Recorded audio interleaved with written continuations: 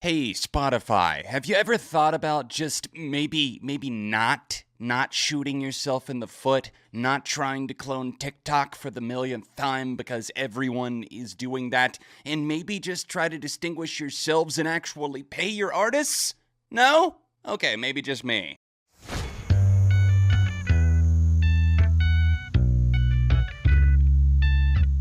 Hey neighbor, welcome back to Beyond ARTV. My name is John, and Spotify have announced some very alarming changes, at least in my eyes. It caught me off guard the first time I saw it in my own home feed, and now it's been rolled out to, I think, just about everyone, maybe not all countries, but definitely in the States. Rolling Stone put out an article that talks about how Daniel Ek, the CEO of Spotify, gave a presentation going through the TikTokification of their platform and how they want to stand out and be different, but essentially it's just an endless scrolling feed on your homepage that they say makes it easier to find and discover things, when in reality it's just a poised play to really just make you scroll forever. I've been a Spotify defender for a long time, and I know a lot of people hate streaming, but it's honestly the way of the future. I really do hate the way that artists are not paid properly, and we'll talk even more about their experimental and also kind of heinous discovery mode. But realistically speaking, even with vinyl being more popular than ever, beating out CDs, Spotify is trying to keep up with the digital market, the trends, following everything. And for years, I've been off of Apple Music for a while. I had a subscription to both, just trying to weigh out the pros and cons, figuring out what worked best for me.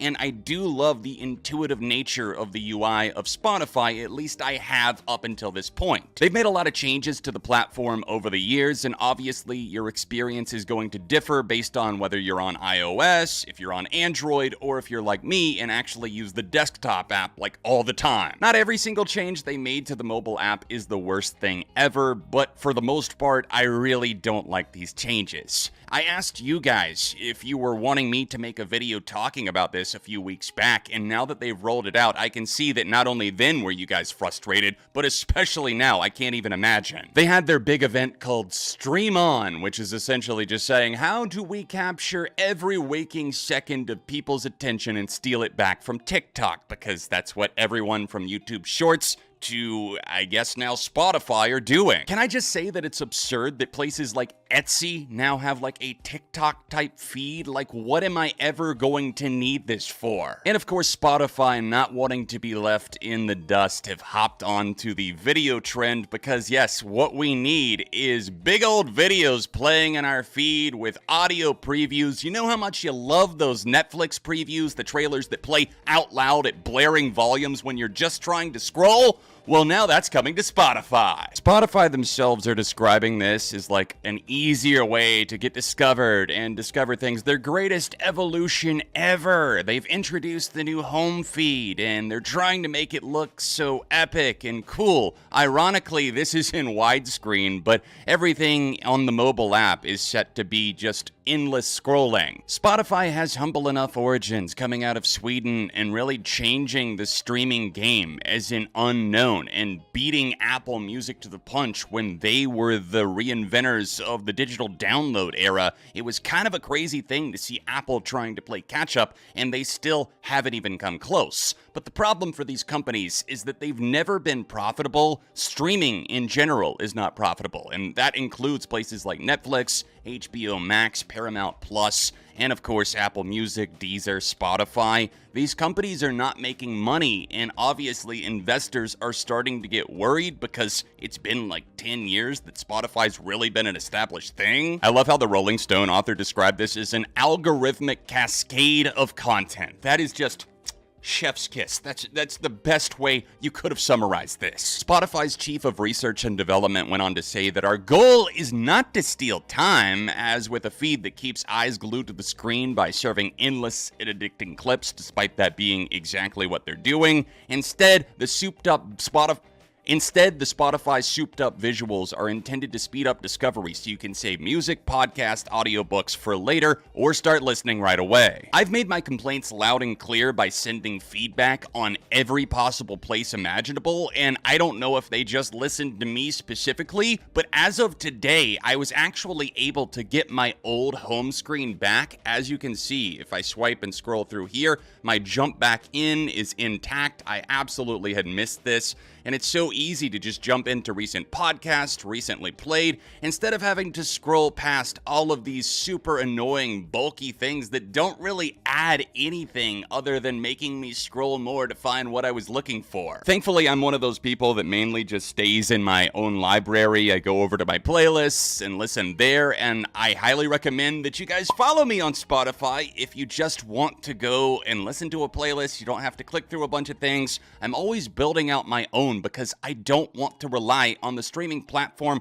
to actually serve me up what they think I might want. It's wild because with their recommendations, they actually do get some things right, and I'm interested in what this new AI DJ assistant is going to be. It seems like it could be an interesting feature that could actually come in handy if you're wanting to find something new but you're not exactly sure what you're in the mood for. It can recommend artists that you've been listening to, artists that sound like that, without you having to go and find it yourself. However, I'm extremely worried that Spotify and other streaming platforms are just on a de-evolution plane, just a backwards scope, as now they have announced their new discovery mode. This was actually announced in 2021, but it's starting to get rolled out more, and as Rolling Stone put it, it's essentially just payola, which back in the radio days meant pay for play, pay for airtime, whatever, and now discovery mode is where artists can give up their already scraps of cents that are coming in. You get 1 million streams, what? You get like $10 or something?